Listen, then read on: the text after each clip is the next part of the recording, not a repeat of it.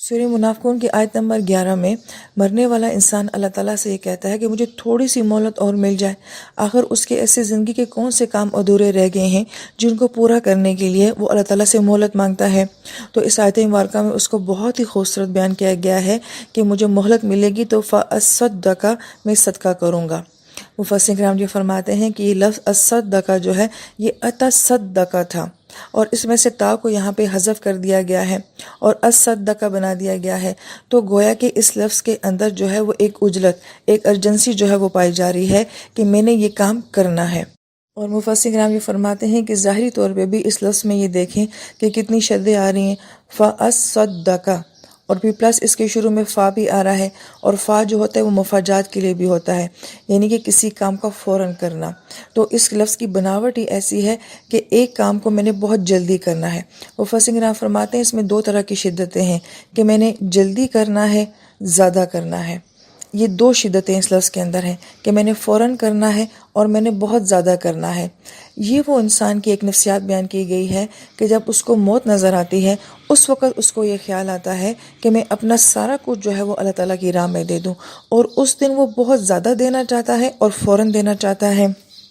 لہذا ساری زندگی تو انسان یہ کہتا ہے کہ آج نہیں خرچ کروں گا، کل کروں گا، جب اتنا امیر ہو جاؤں گا پھر خرچ کروں گا، جب میرے پاس اتنے جمع ہو جائیں گے پھر خرچ کروں گا، جب میں دینے کے قابل بنوں گا تو پھر خرچ کروں گا۔ لیکن جس وقت موت نظر آتی ہے تو جو کچھ بھی ہوتا ہے وہ اس وقت وہ خرچ کرنا چاہتا ہے۔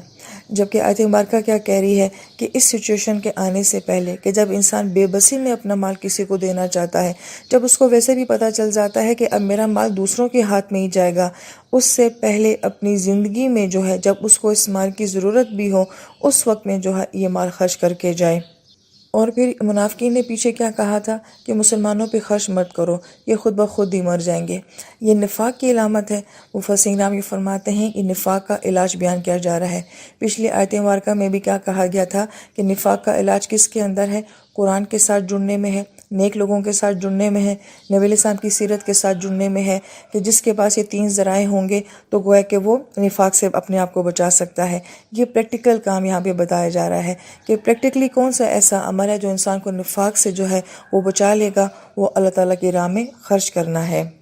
گویا کہ یہ محض آیت نہیں ہے بلکہ نفاق کی جو ہے ریمیڈی ہے، اس کا علاج جو ہے وہ بتایا جا رہا ہے کہ جو جتنا زیادہ اللہ تعالیٰ کی راہ میں خرچ کرے گا وہ اتنا ہی زیادہ اس بیماری کو اپنے اندر سے نکالنے میں کامیاب ہو جائے گا۔ اور آیت مبارکہ کے آخر میں کہا جا رہا ہے کہ اور میں کیا کرنا چاہتا ہوں اپنی موت سے پہلے وَأَكُن مِّنَ الصَّالِحِينَ، اور میں کیا کرنا چاہتا ہوں اور میں صالحین میں سے ہونا چاہتا ہوں۔ مفسرین کرام یہ فرماتے ہیں کہ جب صدقے کی بات کی ہے فَأَصَّدَّقَ کے الفاظ آئے ہیں، فا میں بھی جلدی کا معنی پایا جا رہا ہے، اصدقہ کے لفظ میں بھی جلدی کا معنی پایا جا رہا ہے۔ گویا کہ صدقہ کرنا جو ہے وہ آسان کام ہے، وہ ایک وقت بھی انسان کر سکتا ہے، لیکن جب صالحین بننے کی بات کی ہے، نیک بننے کی بات کی ہے، تو اس کے لیے اکن کا لفظ آیا ہے، اور یہ ٹائم مانگتا ہے، یہ وقت مانگتا ہے کہ اگر مجھے زندگی میں تھوڑی سی اور مہلت مل جاتی تو شاید میں بھی اپنے آپ کو نیک انسان بنا لیتا۔ لہٰذا اس حسرت کو جو ہے وہ اکم من الصالحین سے بیان کیا گیا ہے، یعنی کہ مرنے والا بھی یہ بات جانتا ہے کہ صدقہ تو شاید میں تھوڑی مہلت سے بھی کر لوں، لیکن نیک بننے کے لیے جو ہے وہ زندگی چاہیے ہوتی ہے، وقت چاہیے ہوتا ہے۔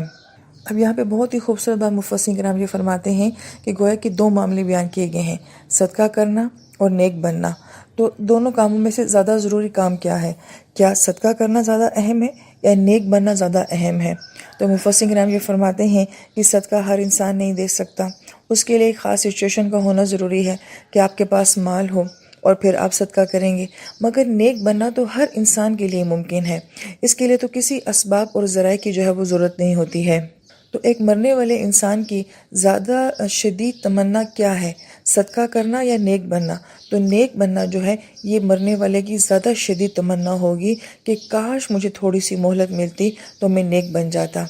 کیونکہ اہل علم یہ کہتے ہیں کہ اگر ایک انسان کے پاس مال نہیں ہے تو وہ اللہ تعالیٰ کو یہ بات کہہ سکے گا کہ مالک میرے پاس تھا ہی کچھ نہیں، میں کہاں سے خرچ کرتا، لیکن کوئی انسان اللہ تعالیٰ کو یہ بات تو نہیں کہہ سکے گا کہ اللہ تعالیٰ میں کیسے نیک بنتا، میرے پاس کچھ تھا ہی نہیں کہ میں نیک بن سکتا۔ لہٰذا یہ جواز کوئی بھی انسان اللہ تعالیٰ کو نہیں دے سکے گا، اس لیے نیک بننے کی تمنا جو ہے وہ صدقہ کرنے سے زیادہ اسٹرانگ ہے۔ پھر آیت مبارکہ میں صالحین کا لفظ استعمال ہوا ہے، اور صالحین جو ہے وہ صلاح سے ہے، اور صلاح کا مطلب ہوتا ہے کسی کا بگاڑ ختم کرنا، اور کسی ٹوٹی ہوئی چیز کو، کسی کریک کو جو ہے وہ ٹھیک کرنا صلاح کہلاتا ہے۔ اور آیت مبارکہ میں منافق کے لیے کیا بات کہی گئی تھی کہ وہ فساد کا باعث بنتے ہیں، اور یہاں پہ اس کا متضاد لفظ کیا دیا جا رہا ہے، صلاح، کہ مرنے والا انسان جو ہے وہ یہ چاہے گا کہ میرے اندر نفاق کی کوئی علامت بھی نہ ہو، اور میں بالکل ایسا انسان ہو جاؤں کہ جیسے صالحین ہوتے ہیں۔ انسان ساری زندگی جو ہے وہ نفاق میں گزار دیتا ہے، اور آخری عمر میں جو ہے پھر وہ نیک بننے کی تمنا کرتا ہے۔ پھر آیت نمبر 11 میں بھی اللہ تعالیٰ فرماتے ہیں کہ اذا جاء اجلھا، کہ جب انسان کی موت کا وقت آ جاتا ہے۔ اب یہاں پہ موت کے آنے کو جو ہے وہ جاء کے ساتھ بیان کیا گیا ہے، اور جاء کے اندر یہ معنی ہوتا ہے کہ کسی چیز کا بڑے اہتمام کے ساتھ آنا، اور جو چیز اہتمام کے ساتھ آتی ہے تو اس میں وقت ہوتا ہے، مہلت ہوتی ہے۔ تو اللہ پاک یہاں پہ فرما رہے ہیں کہ بہت وقت تمہیں دیا تھا، بہت زندگی تمہیں دی تھی، بہت مہلت تمہیں دی گئی تھی، اور تم نے اس وقت میں فائدہ نہیں اٹھایا۔ اب جب یہ موت آ گئی ہے تو پھر اب یہ موت کسی سے نہیں ٹلتی ہے۔ جیسے کہ جو ہی ایگزامینیشن ہال میں 3 گھنٹے کا ٹائم ختم ہو جاتا ہے تو ہمارے ٹیچرز ہمیں یہ کہتے ہیں کہ 3 گھنٹے کا ٹائم تھا نا آپ کے پاس، اب مزید وقت نہیں ہے۔ تو بالکل اسی طریقے سے جو ہے انسان کے پاس جتنی بھی زندگی اس کو ملتی ہے یہ مہلت ہے، اور جو اس مہلت سے فائدہ نہیں اٹھاتا ہے پھر اس کو ایک لمحے کی بھی جو ہے وہ چھوٹ نہیں دی جاتی ہے۔ اس سے اہل علم بڑی پیاری بات کہتے ہیں کہ زندگی بہت بڑی نعمت ہے، ہم جو جی رہے ہیں، ہم جو سانس لے رہے ہیں، گویا کہ یہ ہماری مہلت ہے۔ یہ اللہ پاک ہمیں چانس دے رہے ہیں کہ اپنے آپ کو ٹھیک کر لیں، معافی مانگ لیں، اپنے گناہوں کی تلافی کر لیں اور صالحین میں سے ہو جائیں۔ لیکن جو اس مہلت سے فائدہ نہیں اٹھا رہا اور جس کی امید کل کے ساتھ لگی ہے کہ یہ سب کام میں کل کروں گا، تو کل آنے سے پہلے جو ہے اجل آ جائے گی۔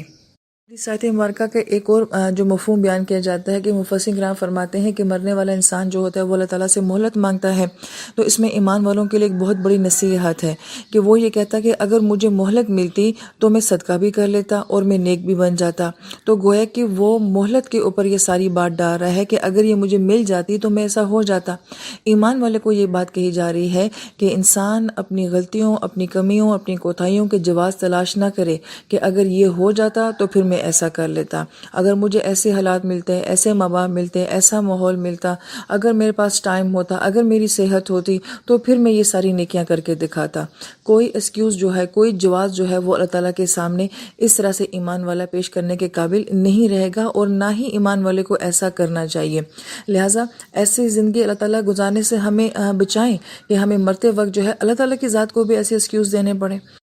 پھر مفسرین کرام ایک اور بہت ہی اہم نقطہ یہ بیان کرتے ہیں کہ منافقین کا رد عمل کیا ہوتا تھا کہ وہ مشکل وقت میں نبی علیہ السلام کے سامنے جھوٹی قسمیں کھاتے تھے اور بہانے بناتے تھے، اور اپنے آپ کو اس مشکل سچویشن سے نکالنے کے لیے مختلف قسم کے جواز پیش کیا کرتے تھے۔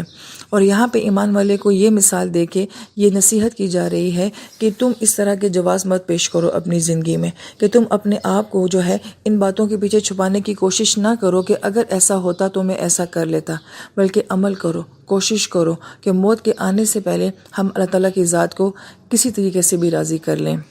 اور آیت مبارکہ کی تکمیل بھی اسی بات پر ہو رہی ہے کہ واللہ خبیر بما تعملون، کہ جو کچھ تم کرتے ہو اللہ تعالیٰ کی ذات اس سے باخبر ہے۔ اور خبرہ کا لفظ جو ہے کہا جاتا ہے کہ وہ انسان جو آپ کی کیس ہسٹری کو جانتا ہو، آپ کے ماضی کو بھی جانتا ہو، آپ کے حال کو بھی جانتا ہو، تو ہم یہ کہتے ہیں کہ یہ میرے حالات سے باخبر ہے۔ اللہ تعالیٰ فرماتے ہیں کہ میں تمہارا ماضی بھی جانتا ہوں، تمہارا حال بھی جانتا ہوں، کہ تم کون سا عمل کس نیت کے ساتھ، کس کیفیت کے ساتھ، کب اور کیسے کرتے رہے ہو۔ اور تعملون جو ہے یہ حاضر کا صیغہ ہے، مضارع کا صیغہ ہے کہ جو کچھ تم کر رہے ہو۔ جہاں کہیں بھی قرآن پاک میں یعملون، تعملون کا لفظ آتا ہے، مفسرین کرام یہ فرماتے ہیں گویا کہ اس کا ترجمہ یہ کرنا چاہیے کہ اللہ تعالیٰ تمہارے حال کو دیکھ رہے ہیں۔ بہت ہی خوبصورت بات، بہت ہی خوبصورت بات اس لفظ کے اندر جو پوشیدہ ہے وہ یہ کہ اللہ تعالیٰ یہ بھی نہیں دیکھتے کہ تم ماضی میں کیا تھے، اللہ تعالیٰ یہ بھی نہیں دیکھتے کہ تمہارے مستقبل میں کیا ارادے ہیں، اللہ تعالیٰ بس یہ دیکھتے ہیں کہ تمہارا حال کیسے گزر رہا ہے، تم نے آج کا دن کیسے گزارا ہے، تم آج کیا سوچ رہے ہو، تم آج اپنے آپ کو نیک بنانے کے لیے کیا کر رہے ہو۔ لہٰذا ہم یا تو ماضی میں رہتے ہیں کہ ہم سے یہ سب کچھ ہو گیا، ہم سے یہ سب کچھ چھوٹ گیا، ہم لوگ اسی کے پچھتاوے میں رہتے ہیں، یا پھر ہمارے سارے ارادے جو ہیں وہ مستقبل کے ساتھ جڑے ہوتے ہیں کہ اب ہم یہ کر لیں گے، تب ہم یہ کر لیں گے، جبکہ اللہ تعالیٰ یہ فرماتے ہیں کہ مجھے تمہارے ماضی سے بھی کوئی سروکار نہیں ہے، مجھے تمہارے مستقبل سے بھی کوئی سروکار نہیں ہے، مجھے تمہارے حال سے سروکار ہے۔ تو گویا کہ آیت مبارکہ میں جو ہے ساری باتوں کو سمو دیا گیا ہے۔ خبیر کا تعلق اس طریقے سے ہے کہ اللہ تعالیٰ جانتے ہیں تمہاری پوری کیس ہسٹری کو، اللہ تعالیٰ جانتے ہیں، مگر اللہ تعالیٰ جو تمہارا حال ہے اس کے ساتھ کنسرن ہے کہ تمہارا حال کیسے گزر رہا ہے۔ تو اللہ تعالیٰ ہمیں آج میں جینے والا بنائے، حال میں جینے والا بنائے، ہمیں آج کا دن اچھا کرنا ہے۔ جو ہو گیا وہ ماضی تھا، چاہے وہ اچھا تھا یا برا تھا، اور جو آنے والا ہے اس پہ میری قدرت کی کوئی نہیں ہے، نہ میرا اختیار ہے کہ میں اسے اچھا بنا سکوں یا برا بنا سکوں۔ میرے حال پہ میرا مستقبل ہوگا، جیسا آج کا دن گزرے گا اسی پہ اللہ تعالیٰ مجھے مستقبل کا دن دیں گے۔ اس لیے آیت مبارکہ کا مزاج یہی بن رہا ہے کہ ہم نے مہلت نہیں مانگنی ہے، ہمیں مہلت مل رہی ہے، ہم اپنے آج سے فائدہ اٹھا لیں، ہم آج نیکیاں کر لیں، ہم آج ہی اپنے نفاق سے توبہ کر لیں۔ لہٰذا اللہ تعالیٰ سے دعا ہے کہ اللہ تعالیٰ ہمیں ایسی زندگی نصیب فرمائے کہ ہمیں مرتے وقت کوئی حسرت نہ ہو،